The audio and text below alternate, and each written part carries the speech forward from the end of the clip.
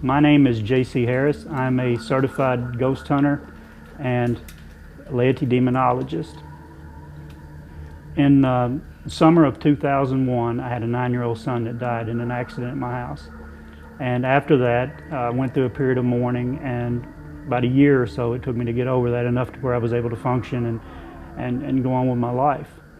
At that time, I decided that I needed to, even though I was a Christian and believed in the afterlife, I needed to reaffirm that in fact that I would see my son again, and that in fact that there was life after death. That's what prompted me to get into the paranormal field. The demonology thing came a little bit later. I found a lady in my area named Patty Starr who offers ghost hunting classes, paranormal classes, whatever you prefer to call them, and contacted her, set up some, the classes, and actually became a certified ghost hunter in 2003, I think it was. We went out. I went with a local group out of the Louisville area. We went to several businesses, went to some public places, and started doing private residence, and we got some decent activity. Normally it would be EVPs. They would be interactive. They would, we would ask questions and they would answer back with, question or answers that made sense, to the question that we had asked. And eventually we started getting into more and more serious, or more and more, I guess serious would be the best word, cases. And what I found along the way, that if I would provoke or antagonize some of these spirits, I could get better activity, which is definitely not the right way to go. And I'll tell you a little bit later what happened and why I say that. We went to a case in 2007. This was last year. It was a fairly well-known cemetery in the area that I live, about 30 miles from my house, which is in Bardstown, Kentucky. This cemetery had been the scene, or supposedly was the scene, of multiple satanic rituals, animal sacrifices, that type of thing. And we went in one night, me and my group, and I decided I would use the dowsing rods and also use the antagonizing. And what actually happened was, when I used the dowsing rods and by provoking these entities, I opened myself up. And what happened, I actually became possessed during that investigation. Now, at the time, I didn't know what was happening to me. And my friends around me, the good thing in my circumstance was the people that I was around were in the paranormal field, and they knew signs and knew things to look for, even though I couldn't see them in myself. First thing they started noticing was that my personality started changing. Not that I'm not moody anyway, but it was to the point they knew that there was something wrong. My family started noticing things, and my physical demeanor started changing. My look started changing. I lost about 30 pounds in 2.5 weeks. Wasn't trying to. Didn't even realize it. Got very pale. My face changed. Shortly after that, we went to a very well-known house in Atchison, Kansas. And there again, I used the dowsing rods and used provoking as a way to get more proof, or better proof. At exactly midnight, in the upstairs bedroom, I was physically picked up, slammed against the wall, and knocked out. I later found out I had a severe concussion and a dislocated shoulder. The people I was with, the investigating group, they carried me down the stairs, took care of me for the night. I made it home.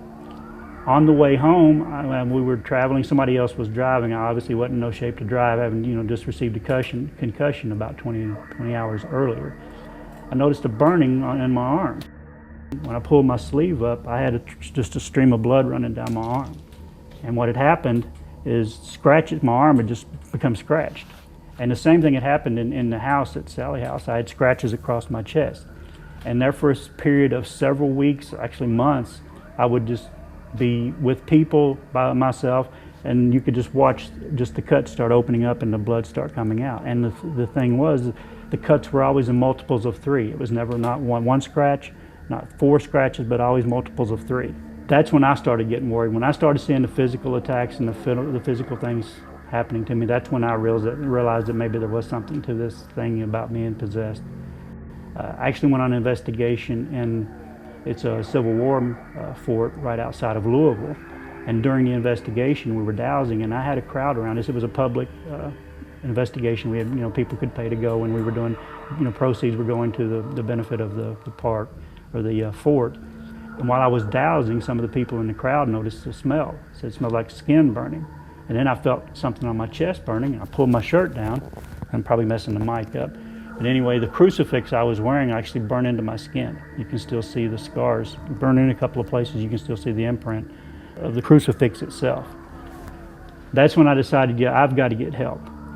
What I didn't realize was the people in my group had already been in contact with the Catholic Church, and they hooked me up with some really good people.